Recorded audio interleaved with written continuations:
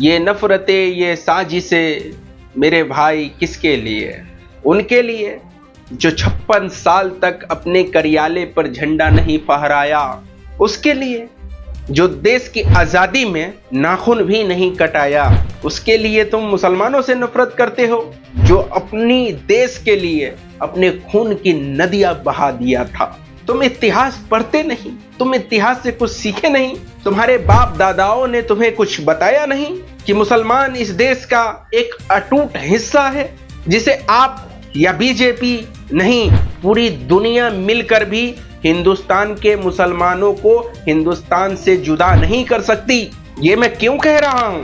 क्योंकि ये हिंदुस्तान में रहना, ये हम अपनी मन से नहीं रह रहे हैं। हमारे नबी ने फरमाया है कि हमें हिंदुस्तान के मिट्टी से खुशबू आती है। तुम समझते नहीं, ये बात अंदर की है, तुम नहीं समझोगे। आइए खबरों की तरफ बढ़ते हैं। खबरों में सबसे बड़ी खबर यह है कि आज का हिंदू इस देश में रोजगार पर नहीं, महंगाई पर नहीं, मुसलमान को रोन देने पर जोर दिए हुआ है। वो मैं क्यों कह रहा हूं, ये वीडियो देखिए। एक हिंदू चलते हुए किसी भी मुसलमान से, चलता फिरता मुसलमान से कह रहा है कि मेरे पास एक बम है, वो तुम अपने बैग में रख लोगे क्या? ये कैसा साजिश, ये कैसा बात है, ये क्या बात है? आप क्या समझते हैं मुसलमानों को? क्या आप कह देंगे और चंद पैसों पर बिक जाएगा वो? ऐसा सोचने लगे हैं मेरे बारे में। मुसलमान अगर जिस दिन ये कुछ सोच लिया देश के गतिविधि के बारे में, आप यकीन मानिए कि इस देश का एक जर्रा भी आपके हक में बच नहीं जाएगा। मुसलमान इस देश का अटूट हिस्सा है, मुसलमान इस देश का वफादार है। पूरी दुनिया गद्दारी कर सकती है सिवाय मुसलमान को छोड़कर।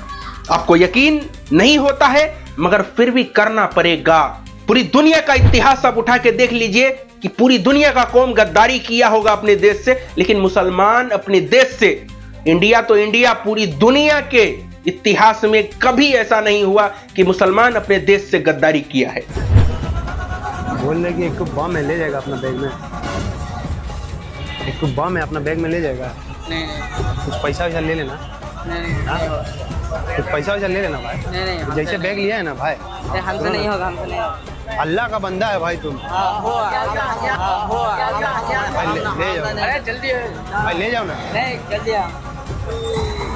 दूसरा वीडियो, राजस्थान में एक कानून लाया गया है जिसमें धर्म परिवर्तन कराने पर 7 साल की सजा हो सकती है मुसलमानों को, या उम्र कैद। वहीं दूसरी तरफ मुसलमान हिंदू अगर बनता है तो उसे घर वापसी का कह के छोड़ दिया जाएगा, कुछ नहीं केस बनेगा उसके ऊपर। और मुसलमान के पास कोई आता है कलमा पढ़ने और उसको मुसलमान अगर कलमा पढ़वा देता है तो उसको 7 साल की सजा या उम्र कैद। भजनलाल सरकार ने कैबिनेट मीटिंग में जबरन धर्म परिवर्तन पर उम्र कैद तक की सजा के कड़े प्रावधान किए हैं। वहीं घर वापसी को अब धर्म परिवर्तन नहीं माना जाएगा। विवाह का साझा प्रदान कर धर्म परिवर्तन कराना, अन्य कपटपूर्ण संचालन, ये सभी कोई कृत्य होगा वो धर्म परिवर्तन की परिभाषा में आए। दूसरा, अगर कोई अपने मूल धर्म में इंटर होता है, जिसको हम घर वापसी कहते हैं, तो ये प्रोविजन जो है वो उस पर लागू नहीं होगा। अगर कोई व्यक्ति पहली बार ऐसा जो मैंने अभी बताया धारा 3 में अपराध करता है तो कम से कम 7 वर्ष की सजा और अधिकतम 14 वर्ष की सजा और 5 लाख रुपए का जुर्माना। ये दो रंग के कानून चल रहे हैं इस देश के अंदर। मुसलमान के लिए कुछ और एक समाज के लिए कुछ और।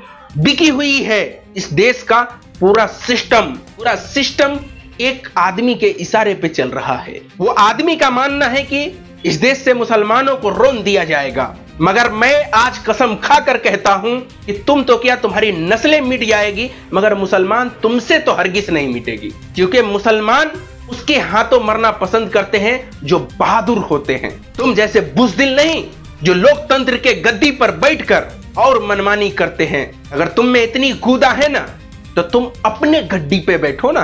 लोकतंत्र के गद्दी पे बैठकर और तुम मनमानी करते हो और साजिश करते हो, खून देने वालों का खून बहाने की बात करते हो। अपर लेवल का साजिश चल रहा है इस देश के अंदर मुसलमानों के खिलाफ।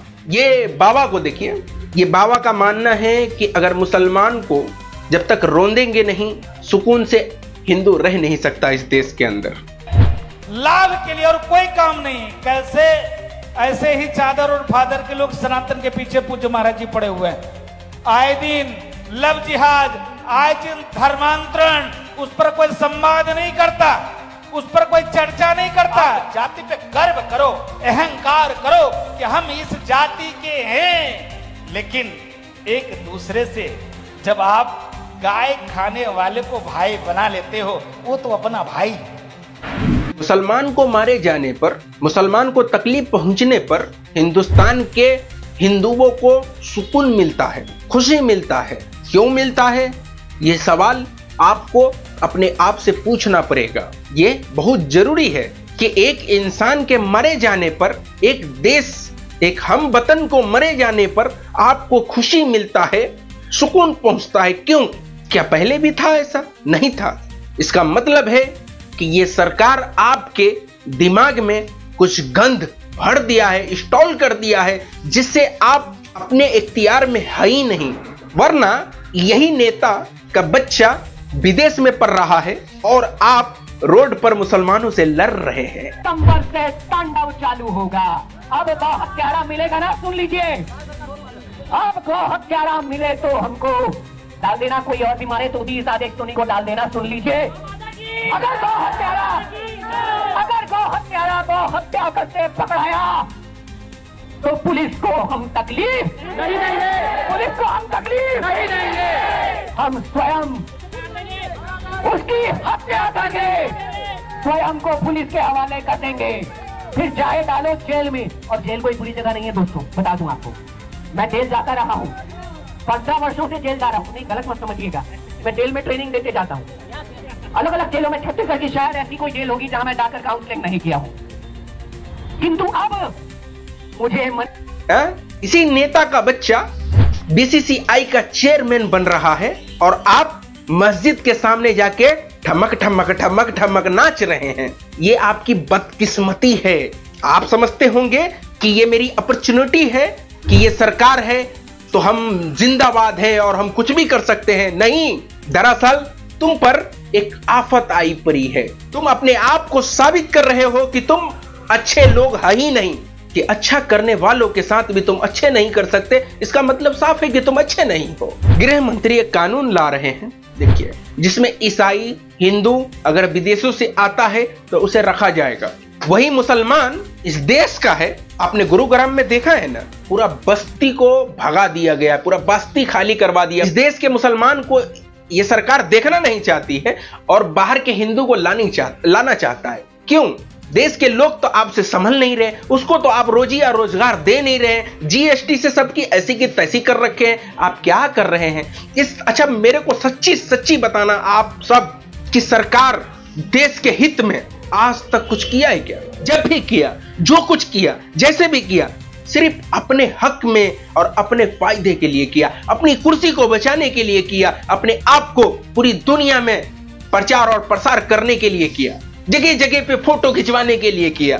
अपने आप को ये विश्व गुरु बोलने वाला सरकार आज 50% टैरिफ में देश को डाल दिया। इसका जिम्मेदार आप नहीं है, इसका जिम्मेदार इस देश का सरकार है। ऑपरेशन सिंदूर में जिस चाइना ने पाकिस्तान का साथ दिया, आज उसके साथ हम गले गले मिल रहे हैं। जिन चाइना ने हमारे 21 जवान को मार दिया, उससे हम एक सवाल पूछने के बजाय उससे आज हम गले मिल रहे हैं और ये एक्सपेक्ट करते हैं कि पाकिस्तान से जब हमारा कभी अनबन होगा तो ये चाइना हमारी तरफ रहेगा। अरे भैया, पगला गए हो क्या? वो 78 साल से उसका दोस्त है और आज तुम जुम्मा 2 दिन से हो, वो तुम्हारा साथ देगा? जबकि इतिहास भी है चाइना का कि वो भारत को धोखा देता आया है। मगर ये सरकार कर रही है। ये सरकार को जो मन में आएगा करेगा तो आपको भी अच्छा लगेगा, क्योंकि आप मोहब्बत देश से नहीं कर रहे हो, मोहब्बत इस आदमी से कर रहे हो जिसके कार्यकाल में इस देश को सिर्फ और सिर्फ नुकसान हुआ है। मैं आपको राय देना चाहूंगा, मैं आपको एक राय देना चाहता हूं कि नई तहजीब के अंडे हैं, उखाड़ कर फेंक दो सत्ते से, गंदे हैं, बहुत गंदे हैं। Thank you.